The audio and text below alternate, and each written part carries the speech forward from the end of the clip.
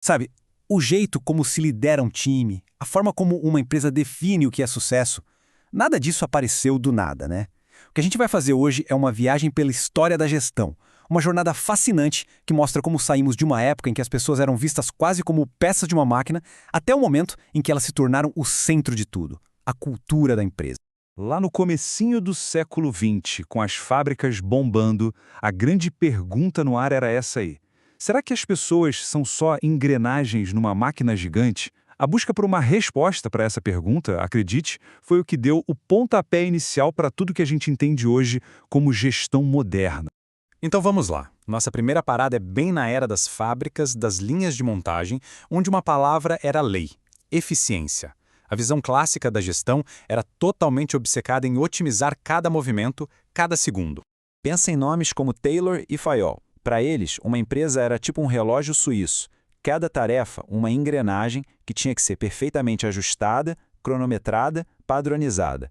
A lógica era bem simples. Se a máquina estivesse funcionando no seu máximo, a produtividade ia para as alturas. E a pessoa que operava a máquina? Bom, ela era quase um detalhe. E é aqui que a gente vê o choque de dois mundos. De um lado, essa visão clássica. A pessoa que trabalha é uma ferramenta, uma engrenagem que gira com dinheiro. Ponto. Mas aí, do outro lado, começou a surgir uma ideia que parecia radical. E se o trabalhador for, na verdade, um ser social, um indivíduo complexo que é motivado por coisas como se sentir parte de algo, por reconhecimento, essa pulguinha atrás da orelha ia virar tudo de cabeça para baixo. E essa grande virada não começou numa sala de reunião chique, não. Ela começou, quase que por acidente, no chão de uma fábrica. É aí que a gente chega na revelação de Hawthorne, a descoberta que ninguém esperava e que mudou as regras do jogo para sempre. O cenário é uma fábrica lá em Chicago. O objetivo inicial dos pesquisadores era bem simples, quase bobo. Eles queriam saber se mais luz fazia as pessoas produzirem mais. Só que o que eles acabaram descobrindo iluminou muito mais do que só o chão da fábrica. O que aconteceu foi uma surpresa atrás da outra. Primeiro, na fase da iluminação, aumentaram a luz para um grupo e a produtividade subiu. Ok, esperado. Mas, para o espanto geral, no grupo de controle onde não mudaram nada, a produtividade também subiu. Tinha alguma outra coisa acontecendo ali. Então, eles isolaram um grupo e perceberam que mais do que as condições físicas, eram os laços de amizade, o sentimento de equipe que faziam a produção decolar. E para fechar, depois de entrevistar milhares de pessoas, ficou óbvio, existia uma organização informal ali, com regras próprias, que era muito, mas muito mais poderosa do que qualquer manual da empresa. E tudo isso levou à grande sacada, o tal efeito Hawthorne. A conclusão na época foi um choque. O que importava não era a luz, nem só o dinheiro, era a atenção. O simples fato das pessoas se sentirem observadas, ouvidas, valorizadas, isso fez a produtividade disparar. Foi a primeira vez que o fator humano deixou de ser um detalhe para se tornar o protagonista da história. A descoberta de Hawthorne foi como um terremoto. Se a resposta não era só dinheiro, então qual era? A pergunta, o que de fato motiva as pessoas, abriu um campo de estudo completamente novo. Começava ali a busca para finalmente mapear o tal fator humano. E um dos primeiros mapas a surgir foi a famosa pirâmide de Maslow. A lógica dela é bem intuitiva, né? Não adianta nada falar em propósito e realização se a pessoa está preocupada em como vai pagar as contas no fim do mês. Primeiro, a base de tudo, as necessidades básicas, como um salário justo e segurança. Só depois que essa base está garantida é que a gente começa a buscar outras coisas. Pertencer a um grupo, ser reconhecido e, lá no topo, a chance de crescer e atingir nosso potencial máximo. Aí veio Herzberg com outra ideia genial. Ele dividiu as coisas do trabalho em dois grupos.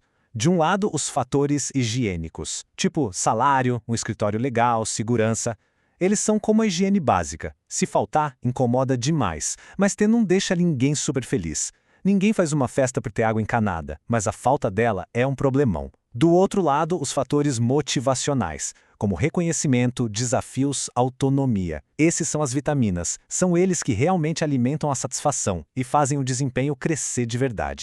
E a cabeça do gestor? Como fica nisso tudo? Bom, Douglas McGregor disse que, no fundo, tudo se resume a duas visões opostas. O gestor teoria X, vamos chamar de Sr. João, ele parte do princípio de que as pessoas são preguiçosas por natureza e precisam ser controladas de perto. Já a gestora teoria Y, a Sra. Maria, acredita justamente o contrário, que as pessoas são criativas, gostam de ter responsabilidade.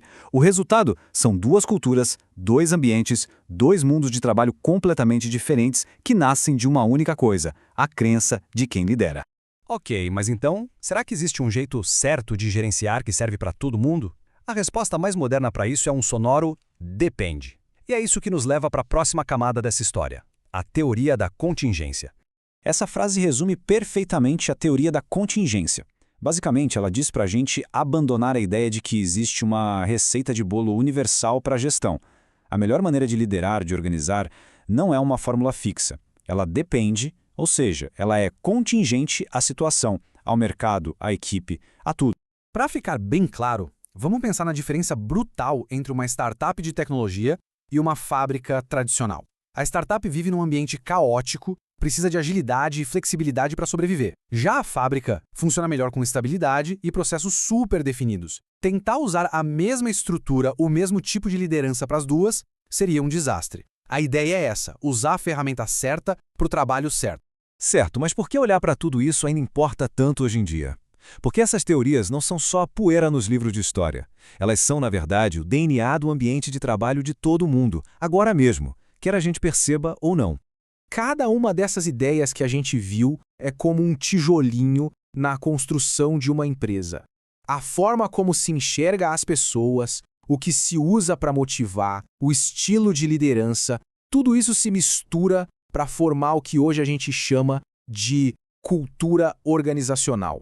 É essa cultura que define o jeito como as coisas são feitas por aqui. Resumindo, a nossa jornada mostrou uma evolução incrível. A gente saiu de um mundo que só enxergava tarefas e eficiência para descobrir, quase sem querer, o poder das pessoas. A gente aprendeu que motivação é algo complexo, uma mistura de necessidades, de reconhecimento e de confiança. E no fim das contas, a gente entendeu que não tem uma resposta única, mas sim que a melhor gestão é aquela que se adapta. Todos esses aprendizados são os ingredientes que formam a cultura de uma empresa hoje. E agora, a pergunta final é para cada um refletir. Pense no próprio trabalho, na liderança, nas reuniões, nos projetos do dia a dia. Qual dessas teorias parece descrever melhor esse ambiente? É um lugar de controle, mais teoria X, ou um de confiança, teoria Y?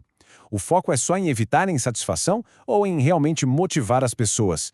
A resposta para isso, no fundo, revela o DNA da cultura onde cada um está inserido.